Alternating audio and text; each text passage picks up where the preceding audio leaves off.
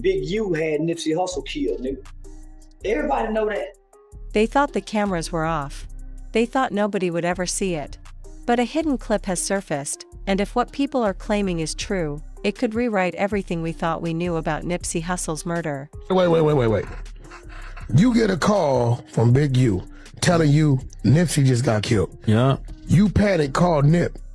Nip answer the phone. 3 minutes after you get off the phone with Nip, he get killed. So you think he hit you a little too early? For years, the official story was simple: a personal dispute, a man named Eric Holder, and a tragic end outside the Marathon clothing store. Case closed. But in South Los Angeles, on the streets where Nipsey grew up, that story never sat right. Too many details didn't add up. Too many people in power had something to lose.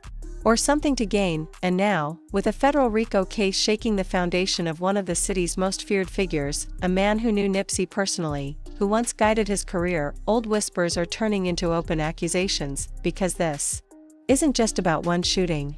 This is about alleged power plays, buried grudges, and a web of influence that might stretch far beyond the corner of Crenshaw and Slauson. And if the allegations are even partly true, then Nipsey's death was never just a tragedy. It was a message. But this how they get you. They get one or two people to say something. Ain't gonna be no real evidence. Ain't gonna be no real nothing. It's gonna be a repeated thug. It's gonna be a bunch of people in jail for a bunch of different crimes that don't have nothing to do with me. They finna lump all of us up and say it's all around the 60s. Watch and see. You just seen it with Thug. I'm finna experience the same thing out here. March 31st, 2019 started like any other Sunday in Crenshaw.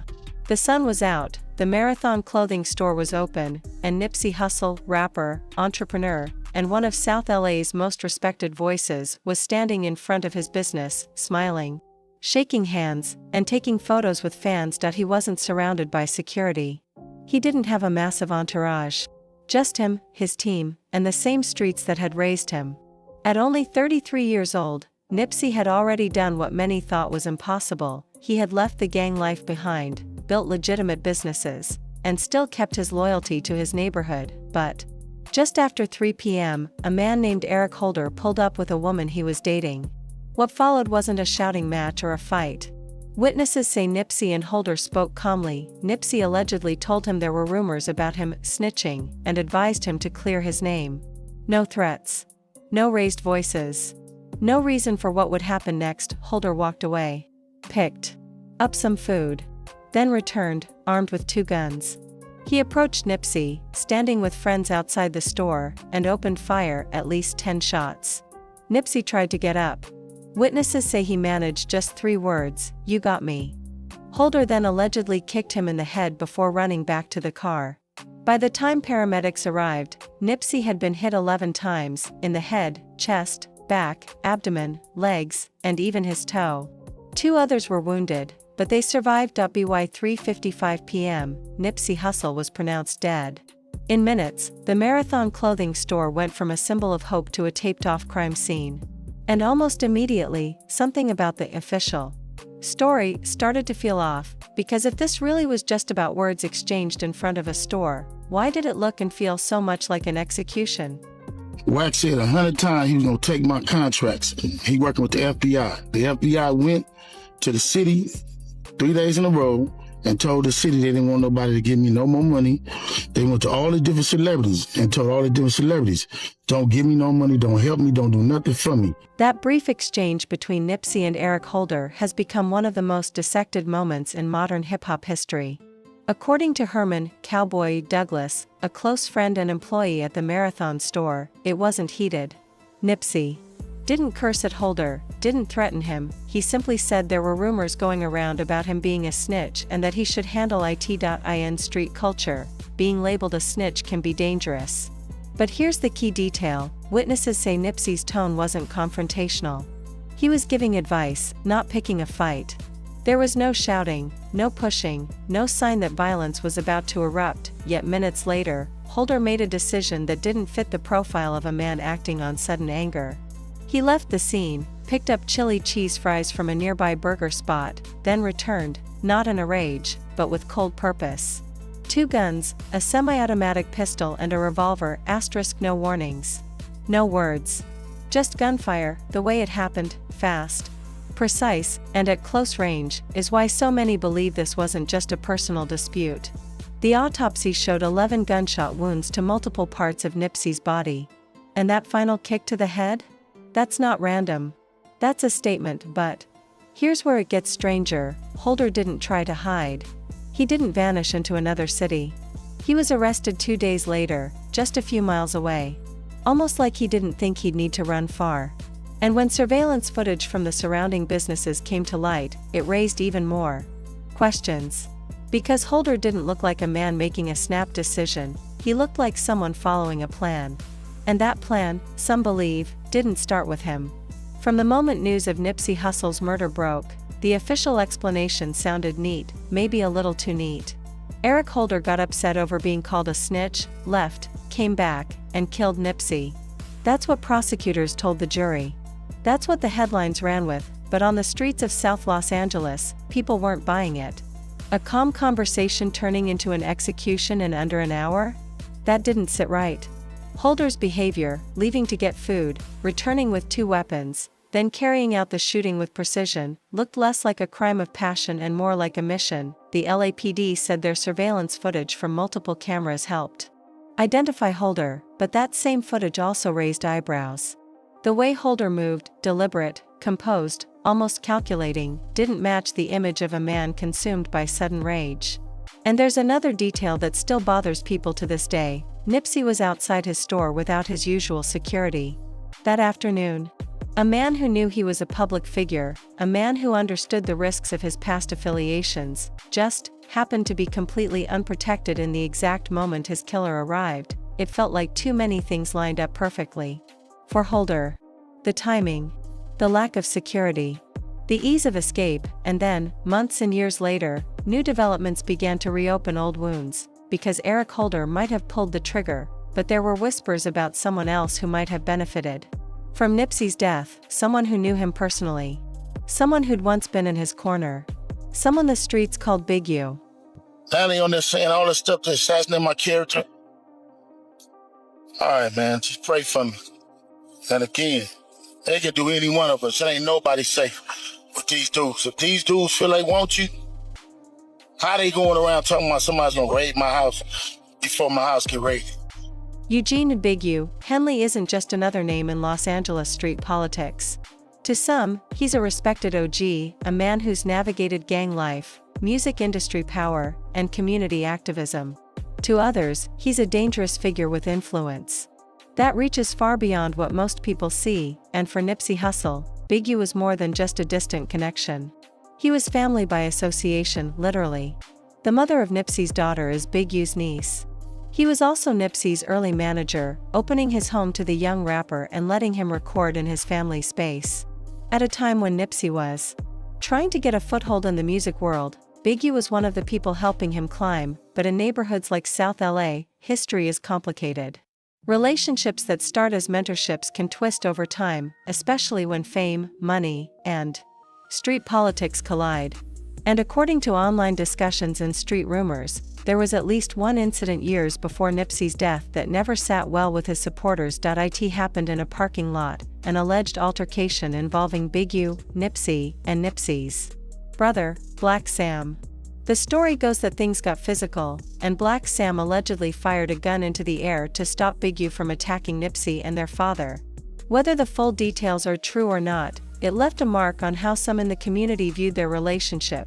Add to that Nipsey's growing independence, his vision of building his own empire without being tied to anyone else's agenda, and you've got the makings of tension. The kind that doesn't always stay behind closed doors. And then came March 2025. Big U was arrested on sweeping federal RICO charges: murder, extortion, human trafficking, fraud. Allegations that painted a picture of an organized criminal network hiding behind community programs and legitimate business fronts. One of the most damning details? In a separate case, the 2021 murder of rapper Ron Williams, prosecutors allege Big U had studio surveillance footage destroyed to cover his tracks. To some, it was an alarming parallel, a man accused of knowing exactly how to erase the truth when it mattered most, and suddenly, Nipsey's death didn't just look like a tragedy. It looked like part of a much bigger story. When the news broke in March 2025, it hit like a bomb in both the hip-hop world and the streets of Los Angeles. Big U, one of the most influential figures in South LA, had been taken down by the feds. The charges weren't minor. We're talking murder, extortion, human trafficking, fraud, the kind of allegations that, if proven, point to a criminal enterprise operating with the precision of a mafia family. And according to prosecutors, this enterprise wasn't just built on violence, it thrived by using legitimate businesses and non-profit organizations as fronts. One name in particular stood out in the indictment: Developing Options, Big U's community nonprofit. For years, it had been promoted as a program to keep at-risk youth out of gangs. But the feds claim it doubled as a cover for illegal operations. Big U himself even addressed these allegations in videos posted before turning himself in, admitting the nonprofit paid his bills, but insisting he didn't steal from it. That statement alone made people raise their eyebrows, because to federal prosecutors, mixing personal expenses with nonprofit funds is the crime. Then there was the Ron Williams case. According to the indictment, in 2021 Big U allegedly had security footage from his own studio destroyed to conceal evidence in the rapper's murder. It wasn't just the killing itself that shocked people, it was the method. That kind of calculated cleanup suggested someone who understood surveillance, who knew how to control a narrative before law enforcement could even piece it together. And here's where the dots start to connect in the public's mind. If someone could do that in 2021, what's to say similar tactics weren't used in 2019 when Nipsey was killed? Especially considering how quickly the official story was wrapped up and how little follow-up seemed to be done beyond Holder's arrest. The RICO case painted a picture of Big U not just as a man with influence, but as the alleged head of a network, one where power, loyalty, and silence were currency. And that's exactly why, for many, his arrest didn't just reopen Nipsey's case in the court of public opinion, it blew the whole conversation wide open. And I'm disheartened by the fact that they trying to say that I stole something from Developing Option, or I used Developing Option for a front. Developing Option paid my bills. They paid my house note. They paid the bills for my family, the money I made as an employee for Developing Option. I never mixed that with nothing. I didn't manipulate nobody. I didn't steal nothing. The RICO indictment didn't just list crimes, it painted a portrait of a man who allegedly mastered the art of living in two worlds at once. By day, Big U was the respected community leader, speaking at schools, running youth programs, and shaking hands with city officials. By night, if the allegations are true, he was orchestrating a network that thrived on violence, extortion, and exploitation. This dual identity is what makes the story so chilling. It's one thing to be a gang leader. It's another to build the kind of public image that earns you praise from politicians while allegedly running an underground empire. That's not just criminal activity, that's strategy, and Nipsey's world intersected with that strategy in ways that now look more complicated than ever. Because Big U wasn't just a distant figure in Nipsey's past, their history was tangled in family, business, and neighborhood politics. In communities like South LA, those connections don't fade. They sit under the surface, sometimes quietly, sometimes waiting. The indictment even described instances where Big U allegedly used intimidation and violence to maintain control. One accusation stood out: an alleged assault on a pregnant woman, rapper SKG, at Nipsey's store years earlier. She later claimed Big U orchestrated the attack and had a pattern of using fear to keep people in line. While never proven in court, stories like these built the image of a man who didn't just demand respect, he enforced it, and that's why some people look at Nipsey's murder differently now. Not as a random act of street violence. Not as a single moment of anger from Eric Holder.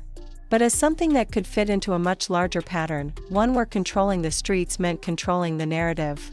And eliminating anyone who stepped outside it. And here's the most unsettling part: federal RICO cases aren't designed to take down lone wolves. They're built to dismantle entire organizations. If the feds believe Big U is at the center of one, then every relationship, every business connection, every feud in his orbit suddenly matters, including the one with Nipsey Hussle. How they there with the police? And y'all sitting there following them. Everybody that's a part of them shows, them 100 shows, all them shows, everybody who following them, promoting them, anything. Y'all wrong. Y'all ain't black. And y'all sure ain't for our people.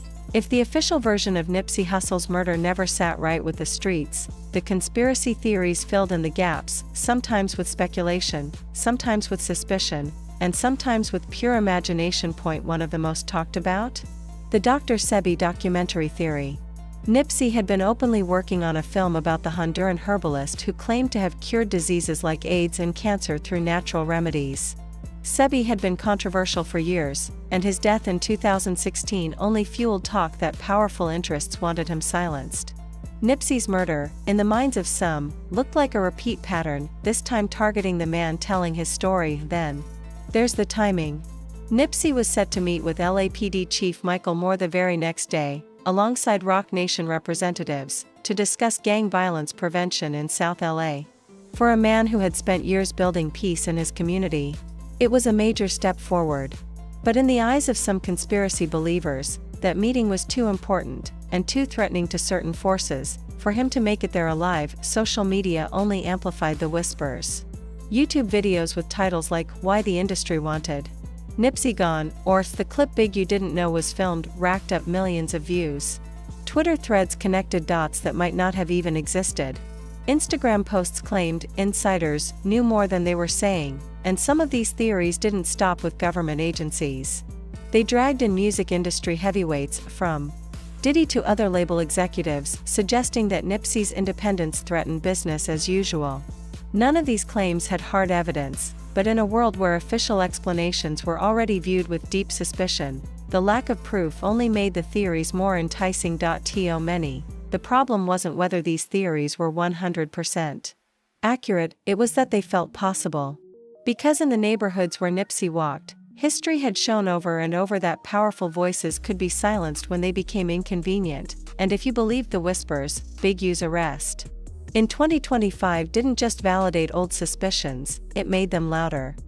Like y'all don't understand what the FBI do to black men who try to help their community. I ain't been nothing but a help to our community. But I guess it is what it is. This the price of being black and trying to help somebody, trying to help your community, and do what you can. Strip away the rumors, the theories, and the headlines, and you're left with something even harder to face: the environment that made Nipsey Hussle's murder possible in the first place. South Los Angeles is a place where success can be both a blessing and a target.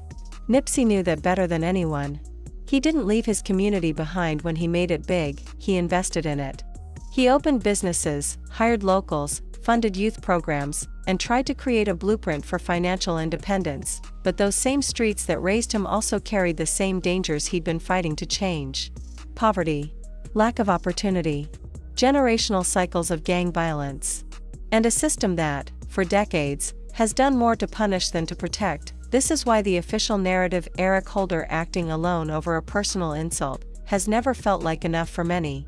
It ignores the power struggles, the political undercurrents, and the reality that Nipsey's influence reached far beyond music. He was a figure who could shift thinking in his community, and in places where control is currency, that kind of influence can make you enemies you never see coming. The distrust runs deep. In communities like Crenshaw, history has taught people that official stories often leave out the most important details. From civil rights leaders to grassroots activists, too many have been taken out under circumstances that never felt fully explained. Nipsey's case, for some, is just the latest chapter in that pattern, and that's why, even after Eric Holder's conviction, the questions haven't stopped. Not because people refuse to accept the truth, but because many believe we've only been given part of it. And now, with Big U's federal RICO case dragging old tensions back into the spotlight, the question is no longer just who killed Nipsey Hussle. It's how deep does this go, and how much of it will we ever be allowed to know? From the moment that hidden clip first started making the rounds online, people knew it would spark controversy. Not because it proved anything beyond doubt, but because it cracked open a door that many thought had been sealed shut for years. Nipsey Hussle's murder was treated like a closed case. Eric Holder was the gunman. The motive was personal. The end. But in South LA, where every detail is examined through the lens of history, the official narrative never felt airtight. And now, with Big U's RICO arrest painting a picture of an alleged network of power, intimidation, and control, the questions have only gotten louder. Was Nipsey simply in the wrong place at the wrong time? crossing paths with a man who took offense? Or was he caught in something far bigger, a web of rivalries, business interests, and street politics where removing one man sends a message to many? The truth may be buried under years of silence, sealed files, and deals made in back rooms. We may never get the full story, not because it doesn't exist, but because in worlds built on influence, the truth is often the most dangerous currency of all, and maybe that's the part that keeps people talking. Because when a man like Nipsey Hussle is taken from the very community he was trying to uplift, you're left wondering, was this really just a tragedy, or was it a warning?